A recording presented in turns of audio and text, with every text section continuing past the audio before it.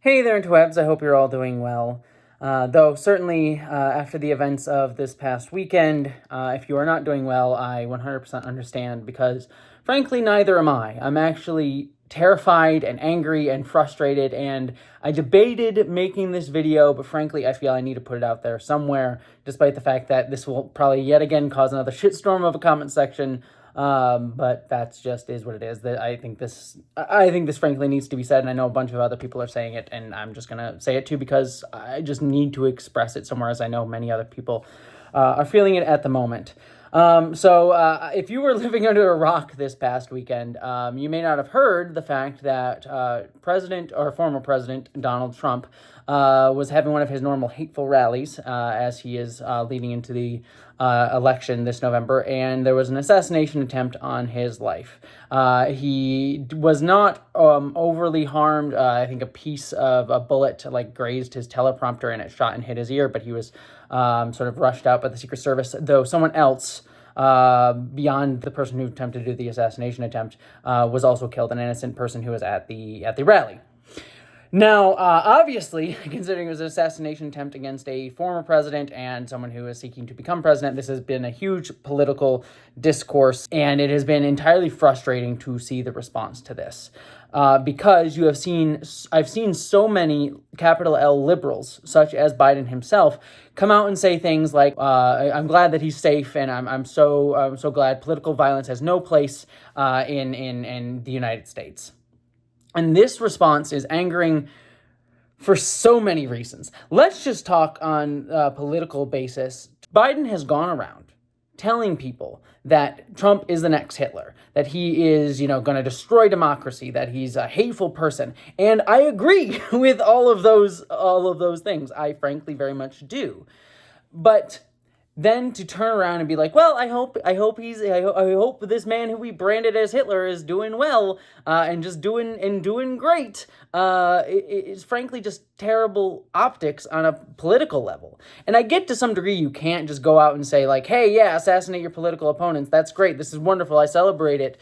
But it also doesn't need to be this very clear, like, we wish him well, and there's violence has no place in politics here. It's this capitulation to civility that Trump himself never does to anyone like Biden. And I'm not necessarily saying you should do the Trumpism thing, but Trump, if Biden got shot at, Trump would have been celebrating that easily, and it would have been fine. Like, oh, good, yes, kill all the liberals. He's literally said shit like that. Lock her up with Hillary, and worse. He said hang Mike Pence, his own vice president.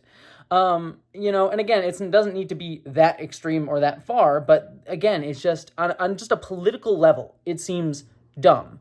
But the reason that they do this, the reason they make this call to like, oh, politics has no place for violence, is because they sit in a privileged position. What angers me more, what frustrates me more about this response from the capital L liberals is that they get to sit on their high horse of, well, violence has no place in politics, without realizing that politics is violence. Tell the people in Gaza that violence has no place in politics, when President Biden has continually helped support Israel's campaign against Palestinians as they have sought to genocide them, or just throughout United States history, whether it's been a right or left-wing president having done that very same thing. Tell the students at UCLA and other campuses across the United States who faced violence from literal police, the enforcers of state violence, that there's no place for violence in politics. Tell the numerous trans people, especially the trans kids who continually face anti-trans legislation across this country and escalating anti-trans violence, that there's no place for violence in politics. Tell that to the trans girl who was killed and dismembered in Pennsylvania, that politics has no place for violence, when the entire reason that girl was murdered so horrifically was off the back of the consistent anti-trans political rhetoric pushed by the GOP and the stochastic terrorism that is caused by it. Tell that to her. That is the violence in Pennsylvania that happened just recently, that we all should have been angered and set aflame by, and yet it was just a Tuesday, because that type of violence is normal, as is all the other violence I referenced. The violence against indigenous people, the systemic violence against black people throughout United States history. That's just normal. But we need to be civil.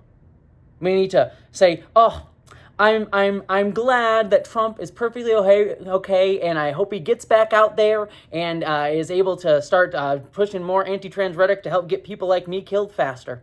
And if I say anything different than that, then I'm seen as the awful, evil one who's inciting violence. Oh, I'm the terrible leftist, and I get that from both right-wing and left-wing people. I'm getting it all over my timeline recently. And I want to be clear, this is not me saying, like, hell yeah, I endorse political assassinations. This isn't an endorsement of what that person did. What it is, it's calling out this freaking hypocrisy. Frankly, this assassination attempt was just, it's awful, because it's going to galvanize the right-wing groups to vote for Trump, but also to push more political violence specifically against marginalized people that they have viewed as antagonists to them, specifically trans people.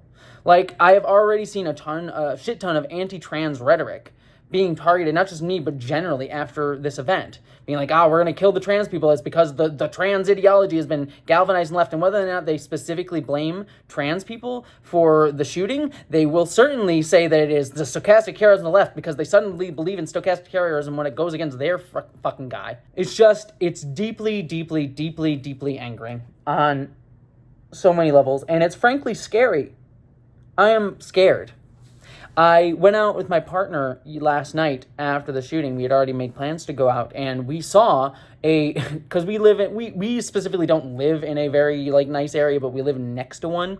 And so we went out to that area.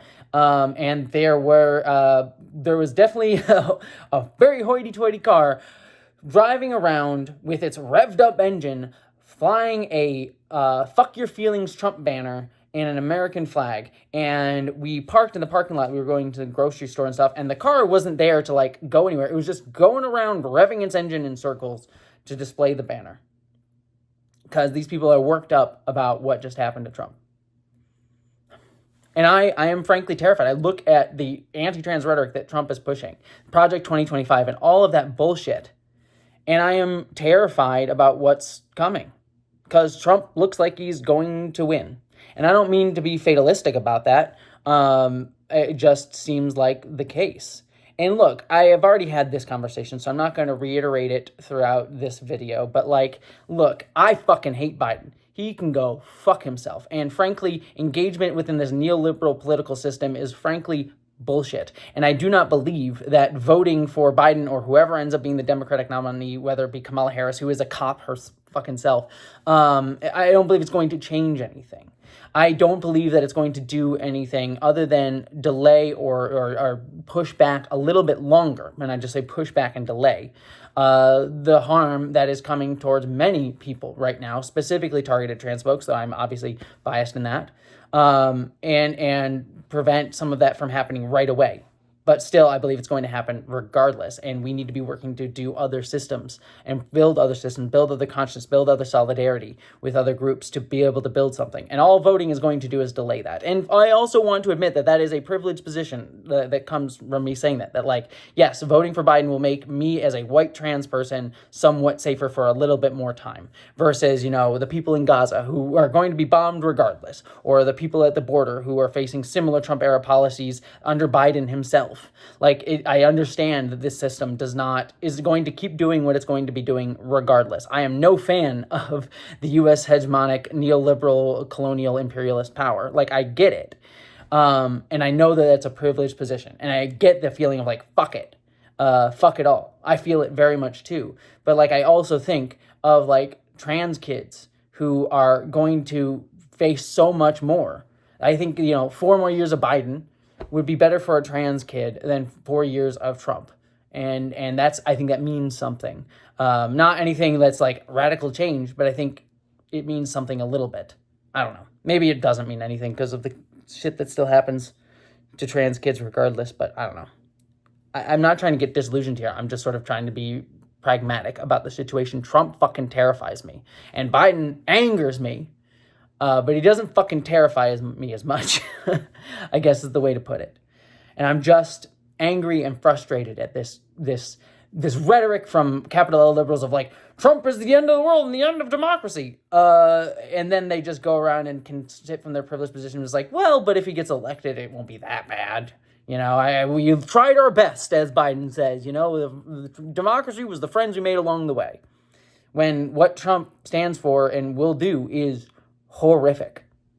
And frankly, yes, will exacerbate the existing problems that America has continued to do and will continue to do, regardless of who's in charge. So, I don't know. I just need to express all that, my anger, my frustration, my fear at what's happening.